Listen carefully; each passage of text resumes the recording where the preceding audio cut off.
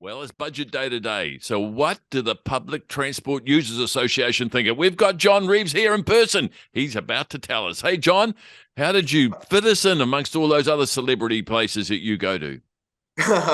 Thanks for mentioning that, Max. I can always rely on you on mentioning my celebrity status. It's interesting we're doing this special video about the budget today, because in public transport, what they announced was that if you're aged under 13, between 13 and 5 years old, you get free public transport. And if you're aged under 25, you'll get half price public transport. So, at the end of the day, this helps create people getting into the habit at a young age of using buses. So, for example, me, I went to school by bus every day, and I'm the national coordinator of the PTUA. So I've grown up around public transport. So we certainly hope that helps encourage more people to use buses and not rely on mum and dad to take them to school. I'm certainly very, very happy with it. That means I'm going to get discount, so I'm really into this. Well, you will anyway, because you've got the Winston Peters New Zealand First Super Gold Card. So you're quite a lucky person. Am I that old? There's 800,000 other people like you, so don't feel alone. Okay. But there is some things I'd like to highlight. Now, this government was meant to be progressive, transformational, and all that other stuff in italics.